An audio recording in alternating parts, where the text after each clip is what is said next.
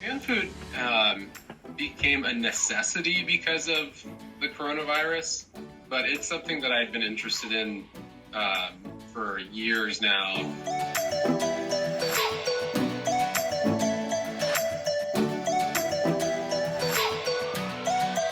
It's actually one of the things I think that's really nice about FanFood is that you kind of customize the experience for yourself. At our drive-in, we have 2 screens, and I mean, on a busy Friday or Saturday, it's well over 2,000 people total. For each side, we have 3 terminals. So we have one terminal that's used to find all of the hot order foods and get those kitchen things going, and then we have one terminal that is just for basic concession stuff. So say they just have drinks or popcorn or candy, things that we can get out really quick.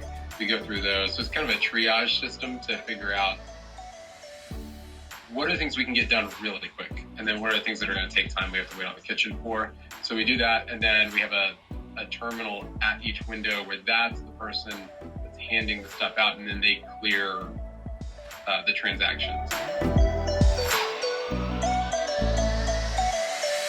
Our biggest negative criticism when you look at reviews for years now has been wait times for concession stuff, because before we only had enough space for 4 registers, and that was really sort of the choke point. With this new system that we have doing the FanFood stuff, we can take in significantly more orders at any given time, and with our triage system that we're using, we're able to really get especially small orders out usually in a minute and a half or less.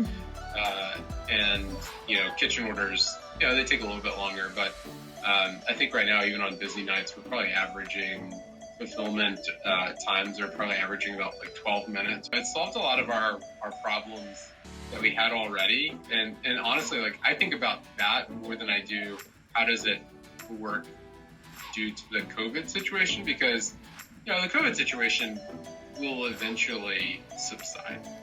But we'll keep using FanFood for the long run.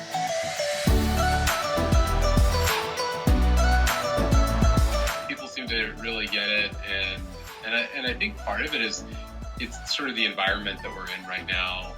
People are actually looking for those sorts of things. They don't want to stand in a crowd of people. We had a lot of people that would literally be in line and not get their food until an entire movie was done. And do you think that makes people happy? No, it definitely doesn't make people happy. And so now, not only does it not take nearly as long for them to get the stuff, they can sit in their car, be enjoying the movie, hanging out with the family, doing the thing that they're actually there for, spending time with their family.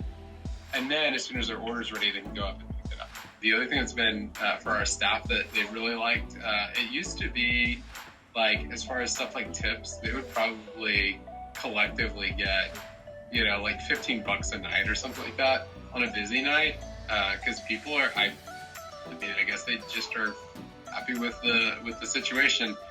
I mean, a lot of times it's $200, $250 in tips a night to split. These are teenagers that work for us, and so it's a big deal to them. So they've been really glad, because just the tip part probably has increased most of their pay by $2 or $3 an hour.